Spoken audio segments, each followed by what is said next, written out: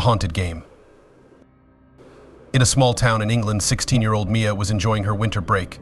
She often stayed up late, looking for new online games to pass the time and keep herself entertained through the night. One cold evening, while searching for something exciting to play, Mia discovered a horror game she had never heard of before. Called The Haunted Game. Intrigued by the mysterious title, she decided to give it a try. The game rules were clearly written, with a stern warning at the bottom if you leave the game unfinished. The spirit of a cursed woman named Hania will haunt you forever. Mia waited patiently for her parents to fall asleep. Once they did, she locked her bedroom door and windows tightly. She turned off all the lights, closed her eyes, and sat in front of the mirror, as instructed by the game. The next step required her to chant an ancient incantation while combing her hair. With a sense of unease, Mia began the ritual. As she chanted and combed her hair, the room grew eerily silent. There were no sounds, no sense of anyone else's presence. Mia was about to dismiss the game as a silly prank and open her eyes when she suddenly heard soft footsteps behind her. The sound grew louder, and then she saw in the mirror a woman in tattered white clothing standing right behind her. The woman's left eye was missing and blood was oozing from the empty socket, trickling down her face and onto the floor. Mia's heart raced with terror. She wanted to run but remembered the game's rules. Trembling, she asked the woman, "Why are you here?" Following the game's instructions, Mia slowly stood up, keeping her back to the mirror, and left the bathroom without looking back. She couldn't believe what she had just experienced. The presence of Hania felt all too real. Shaken, Mia's mind raced with fear, urging her to flee her home, but the thought of the cursed spirit haunting her forever made her continue with the game. She crawled into bed, trying desperately to sleep, but the feeling of being watched kept her awake. Eventually, exhaustion took over, and she drifted off for a few hours.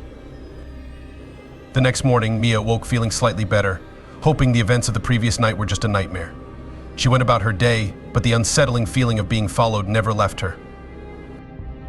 That afternoon, Mia's mom took her to the local supermarket to buy groceries. Mia hoped that stepping out of the house might make her feel safe, but the unease followed her everywhere. As they moved through the aisles, Mia caught a glimpse of a figure from the corner of her eye. She quickly turned, but there was no one there.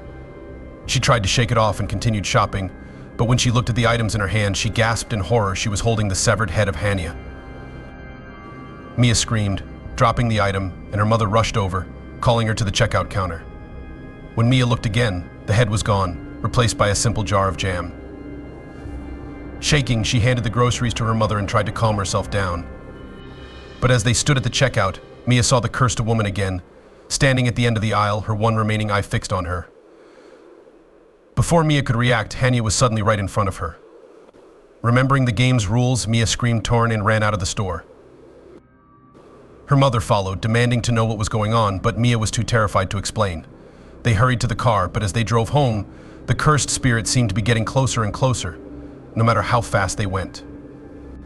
When they reached home, Mia bolted from the car, screaming the incantation as she ran inside. Now gripped by fear, Mia felt feverish and began to hide in different rooms, chanting torn in a desperate attempt to escape Hania. What had started as a harmless game had now become Mia's worst nightmare. She decided she needed to finish the game to free herself from the curse.